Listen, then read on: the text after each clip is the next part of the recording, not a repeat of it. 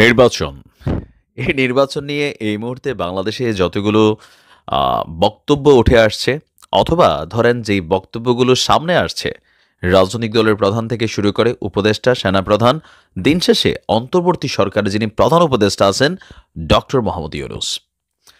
Doctor Mohammad ইউনূসের মুখ থেকে যেটা আসবে সেটাই হচ্ছে ফাইনাল কথা। এর বাহিরে সেনাপ্রধান কি বললেন, বিএনপি কি বলল, জামায়াত ইসলাম কি বলল, ডাজন্ট ফ্যাক্ট। তবে ডক্টর ইউনূস যে বক্তব্য দিয়েছেন সেই বক্তব্যটাতে অনড় থাকতে গেলে অনেকটা লম্বা পথ ওনাকে পাড়ি দিতে হবে। কেননা জামায়াত ইসলাম, বিএনপির চরমনাই সহ অনেকেই কিন্তু বা আবার যে বিরোধী রাজনৈতিক দলগুলো আছে সবার কিন্তু একটাই বক্তব্য যে সময় মতো নির্বাচন না হলে বা নির্দিষ্ট সময়ের মধ্যে সংস্কার করে নির্বাচন না দিলে রাজপথে নামারও কিন্তু হুঁশিয়ারি দিয়েছেন। তবে বিষয়গুলোতে অনেকটা শক্ত মানসিক অবস্থানে আছেন আমাদের প্রধান উপদেষ্টা ডক্টর মোহাম্মদ ইউনূস।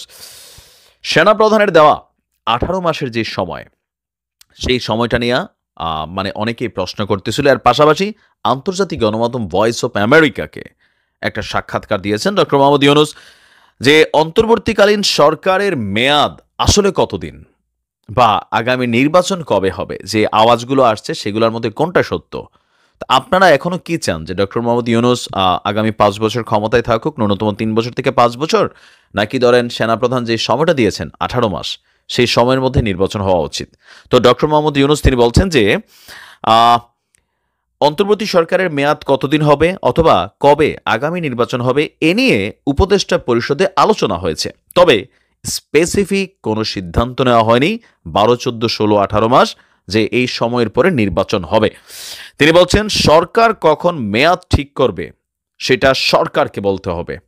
সরকার না বলা পর্যন্ত সেটা তো সরকারের মেয়াদ হচ্ছে না। অর্থাৎ সরকার বলতে এই মুহূর্তে ডক্টর ইউনূস সাহেব তারাই বলবেন যে তাদের মেয়াদ কখন শেষ হবে আর নির্বাচনের ইস্যুটাও কখন সামনে আসবে। এ নিয়ে আপনার এক একটা গণমাধ্যমে এক এক রকম ডক্টর ইউনূসের বক্তব্যটা সামনে এসেছে।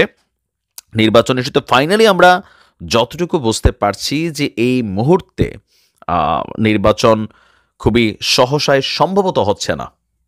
আবার নির্বাচন কমিশনের যিনি প্রধান আছেন তারা সংস্কারটা কিভাবে করবেন, সেখানে আবার ভোটার আইডি কার্ড হালনাগাদের একটা ইস্যু আছে। মানে এখানে কিন্তু একটা বিশাল আয়োজন।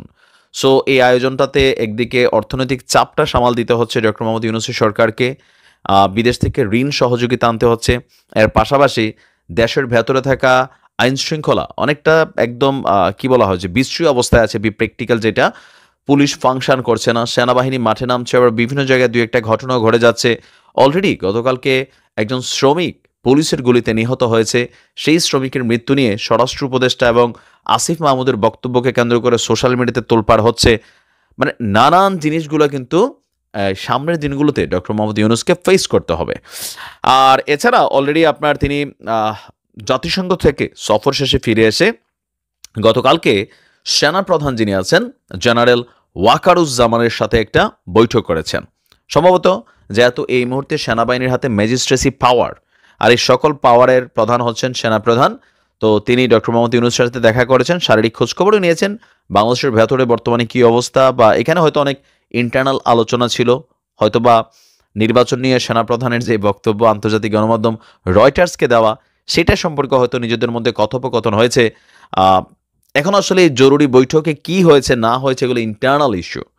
তবে নির্বাচন ইস্যুটা আস্তে আস্তে যারা চেয়ারে যাওয়ার জন্য খুব বেশি মুখী আছেন, লাইক বিএনপি, জামাত ইসলাম বা যারাই আছেন, বিশেষ করে বিএনপি, কারণ তারা জানে যে নির্বাচন হওয়া মাত্রই তারা পাশ করবে, সেটা আমরাও জানি। সো স্বাভাবিকভাবে বিএনপির নেতাকর্মীরা চাইছেন যত দ্রুত সম্ভব নির্বাচন দেওয়া হোক। এর পাশাপাশি আরও এখানে অনেক কিছু কানেক্টেড আছে। তো আমরা এখন যতগুলো বক্তব্য সেনাপ্রধানের বক্তব্যের পরপর যে বিভিন্ন মাধ্যম থেকে যতটুকু আমরা বুঝতে পারলাম যে নির্বাচন নিয়ে স্পেসিফিক টাইম আসলে কোথাও থেকে এখানে বলা হয়নি বা সরকারের আলোচনার মধ্যেও নাই যে কতদিন হবে। আমার ধারণা সমন্বয়করা ডক্টর মোহাম্মদ ইউনূসকে ন্যূনতম 3 বছর, সর্বোচ্চ 5 বছরের জন্য তারা কিন্তু চাইছিল, এই ধরনের একটা কাগজপত্র ছিল। এখন ওইটার দিকেই হয়তোবা হাঁটতে পারে। এখন দেখা যাক, আসলে নির্বাচন খুবই একটা রহস্যময় ইস্যু হয়ে দাঁড়াইছে। বাংলাদেশ সেনাবাহিনী আমাদের গর্বের নাম। আর সেনাবাহিনীর মূল কাজটা হচ্ছে আসলে সেনা নিবেশগুলোতে তারা থাকে, ক্যান্টনমেন্টে থাকে, পাবলিক ফাংশনগুলোতে খুব বেশি তারা কানেক্টেড না। আবার তাদের যে ট্রেনিং, তাদের যে দক্ষতা সেটাও কিন্তু বেসিক্যালি ধরেন সিভিলিয়ান ইস্যুগুলোতে তারা খুব বেশি লাইক পুলিশ যতটা ধরেন দক্ষ, ততটা দক্ষ না। সেনাবাহিনী মানে হচ্ছে যোদ্ধা, আর পুলিশ হচ্ছে আরেকটা ভূমিকা পালন করে। তো এখন সেনাবাহিনীকে ম্যাজিস্ট্রেসি পাওয়ার দিয়ে যখন এই মুহূর্তে তাদেরকে রাজপথে নামানো হয়েছে, এর মাঝখানে একটা ঘটনা ঘটেছে, যেই ঘটনাটা ঘিরে তোলপাড় চলছে। আর এই ঘটনাকে কেন্দ্র করে অলরেডি হাসনাত, সার্জিসরা, তারপর মায়ের ডাক নামক একটা সংগঠন, আরও সমাজের বিভিন্ন স্তর থেকে বিভিন্ন জায়গা থেকে কথাবার্তা আসছে। ঘটনার সূত্রপাত হচ্ছে গুমের শিকার হওয়া আওয়ামী লীগ সরকারের সময় বিএনপি নেতা সাজিদুল ইসলামের ভাই সাইফুল ইসলাম শ্যামলকে তুলে নেওয়ার আপনার ঘটনায় বিচার দাবি করে মায়ের ডাকের একটা প্রোগ্রাম কালকে সামনে আসছে। সংবাদ সম্মেলনে আমরা যদি একটু দেখি যে গ্রেপ্তারি পরোয়ানা ছাড়া কাদের ইশারায় এবং যোগসাজশে গুমের শিকার বিএনপি নেতা সাজিদুল ইসলামের ভাই শ্যামলকে তুলে নেওয়া হলো, তা উদ্ঘাটন করে আগামী ২৪ ঘন্টার মধ্যে দেশবাসীকে জানানোর দাবি করা হয়েছে এই সংগঠনটির পক্ষ থেকে। আপনার তারা বলছেন যে গত সোমবার আপনার সম্ভবত তেজগাঁও থেকে আমরা যদি দেখি গত সোমবার আড়াইটার দিকে রাজধানীর তেজগাঁওয়ের শাহিনবাগ এলাকার বাসা থেকে সাইফুল ইসলাম শ্যামলকে তুলে নেওয়ার অভিযোগ ছিল। এই বাসা বেসিক্যালি মায়ের ডাকের কেন্দ্রীয় কার্যালয় হিসেবেও ব্যবহৃত হয়ে আসছে। পরে আপনার ২ ঘন্টা পর বিকাল ৫টার মধ্যেই আবার সাইফুল ইসলামকে বাসার সামনে নামিয়ে দেওয়া হয়েছে। আর এই ঘটনাটা ঘটেছে আমাদের সেনাবাহিনীর একটা টিম, যারা সম্ভবত সেখানে দায়িত্বশীল আছেন। যদিও এই বিষয় নিয়ে আমাদের সেনা সদর দপ্তর থেকে একটা প্রেস পাঠানো হয়েছে, বিজ্ঞপ্তি পাঠানো হয়েছে, যেখানে বলা হয়েছে মায়ের ডাকের যে ব্যক্তিকে তুলে নেওয়া হয়েছে, মানে স্বজনদের মধ্যে একজন সাইফুল, তাকে বেসিক্যালি তুলে নেওয়া হয়েছে, তার বিরুদ্ধে চাঁদাবাজির অভিযোগ ছিল। আর সেই বিষয়ে তাকে জিজ্ঞাসাবাদের জন্য সেনাবাহিনীর একটা টিম, দায়িত্বশীল যারা ওই এলাকায় ডিউটি পালন করছিলেন, সম্ভবত তারা তাকে জিজ্ঞাসাবাদ করার জন্যই তুলে নিয়েছিলেন। আর সাদা পোশাকে তুলে নেওয়া হয়নি, তারা সেনাবাহিনীর পোশাক পরিহিত ছিলেন, পরিচয় ছিল। তবে গ্রেপ্তারি ওয়ারেন্ট ছাড়া এইভাবে তুলে নেওয়া যায় কিনা, সেইটাই হচ্ছে মায়ের ডাক বা আমাদের যারা সমন্বয়ক আছেন হাসনাত, সার্জিস সহ আরও যারা আছেন কঠোর ভাষায়, তারা বিষয়টাকে কিন্তু সামনে এনেছেন। তারা বলছেন যে আওয়ামী লীগ সরকারের আমলে এই ঘটনাগুলো খুবই কমন সিচুয়েশন ছিল, সারা বাংলাদেশ থেকে অনেক মানুষ গুম হয়েছে, মিসিং হয়েছে। এই দাবি করে হাসনাত বা সার্জিসরা বলছেন বা মায়ের ডাকরও বলছেন একই ভাষায় যে ২৪ পরবর্তী মানে আগস্ট মাসের ঘটনার পরবর্তী এই সময়টাতে যদি একই কাজ আমরা দেখি, তাহলে নিঃসন্দেহে সেটা সেনাবাহিনীর প্রতি মানুষের যে রেসপেক্ট আছে, মানুষের যেই আস্থার জায়গাটা আছে, সেটা প্রশ্নবিদ্ধ হচ্ছে। তবে হাসনাত এবং সার্জিসরা বলছেন এটা একটা ইন্টারনাল ইস্যু, যেই ইস্যুর মাধ্যমে সেনাবাহিনী জনগণকে মুখোমুখি দাঁড় করানোর চেষ্টা।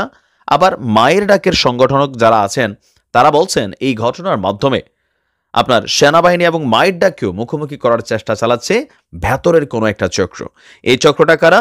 সেনাবাহিনীর মধ্যেই হয়তো থাকা কোনো কিছু কতিপয় মানুষ, যারা হয়তো চাচ্ছে না এই পরিস্থিতিগুলো পজিটিভ ঘটুক, এখানে একটা বিশৃঙ্খল পরিবেশ তৈরি করার চেষ্টা চালাচ্ছে। অপরদিকে হাসনাত এবং সার্জিসরা বলছেন যে সেনাবাহিনীর বিরুদ্ধে যেহেতু মানে একটা টিমের বিরুদ্ধে যেহেতু এই অভিযোগ, তো সেই সদস্যদের বিরুদ্ধে ব্যবস্থা নিতে হবে। মায়ের ডাক ২৪ ঘন্টা সময় দিয়েছে। হাসনাত, সার্জিসরাও সেনাবাহিনীকে নিয়ে পজিটিভ কথা বলার পাশাপাশি বলেছে যারা এই ঘটনাটা ঘটিয়েছে, বাংলাদেশের রাইট নাও এই সিচুয়েশনে আমরা এই ধরনের কোনো ঘটনা আমরা বাংলাদেশে দেখতে চাই না। যে যত বড় অপরাধী হোক তাকে গ্রেপ্তার করা হবে, আইনিভাবে তাকে মানে যেটা প্রসিডিং আছে সেটা করা হবে, কিন্তু এভাবে ডেকে নিয়ে মানে এভাবে তাকে ওয়ারেন্ট ছাড়া তুলে নিয়ে জিজ্ঞাসাবাদের সিস্টেমটা এদেশে এখন আর চলবে না, হোক সেটা পুলিশের বেলায়, সেনাবাহিনীর বেলায়। তবে সবকিছু মিলিয়ে আমরা বরাবরই যেটা বুঝি আর কি, যে আমি যতটুকু দেখছি সেনাবাহিনী হচ্ছে ধরেন যুদ্ধ বা মানে অন্য ইস্যুগুলোতে তারা খুবই পারফেক্ট, কিন্তু সিভিলিয়ান ইস্যুগুলোতে বরাবরই এর আগে 111 সরকারের সময় যখন দীর্ঘদিন সেনাবাহিনী মাঠে ছিল, সেনাবাহিনীর সাথে জনগণের একটা দূরত্ব তৈরি হয়ে গিয়েছিল। তো এই মুহূর্তে সারা বাংলাদেশে একটা বাহিনীর প্রতি মানুষের ভালোবাসা, আবেগ, বিশ্বাস সর্বোচ্চ লেভেল আছে, সেটা হচ্ছে বাংলাদেশ সেনাবাহিনী। তবে এই মাঠে থাকলে হবে কি, যে কাজগুলো পুলিশ করে সিস্টেমে অথবা এতদিন ডিবির বিরুদ্ধে বদনাম ছিল, পুলিশের বিরুদ্ধে বদনাম ছিল, এখন যখন ম্যাজিস্ট্রেসি পাওয়ার দিয়ে তারা বিভিন্ন কাজকর্ম করতে হচ্ছে, আইনশৃঙ্খলাকে ব্যালেন্স করতে হচ্ছে, হয়তোবা এগুলা করতে গিয়ে এখানে কোনো ঘটনা ঘটছে যেটা নিয়ে আবার এখন ভিন্ন পথে সেনাবাহিনী ইস্যু একটা সামনে চলে আসছে। আবার অন্তর্বর্তী সরকারের উপদেষ্টা, আমাদের প্রধান উপদেষ্টা বা ওনার যারা প্রেস ব্রিফিং করেন তারাও কিন্তু বলছিলেন সেনাপ্রধানের একটা বক্তব্যকে কেন্দ্র করে কিন্তু নানান কিছু এখন আসলে এখানে অনেক কিছুই ঘটতে পারে, ঘটবে, নাও ঘটতে পারে। সব কিছু মিলিয়ে বাংলাদেশের মানুষ এখন একটা অস্থির সময় পার করছে যে কখন সব কিছু স্বাভাবিক হবে। তো নিশ্চয়ই এটা সেনাবাহিনীর তরফ থেকে হয়তো আরও প্রেস ব্রিফিং আসবে। সেনাবাহিনীকে যে হুঁশিয়ারি দিয়েছে হাসনাত এবং সার্জিসরা বা মায়ের ডাকরা, সেটাতে আসলে কি রিয়াকশন হয়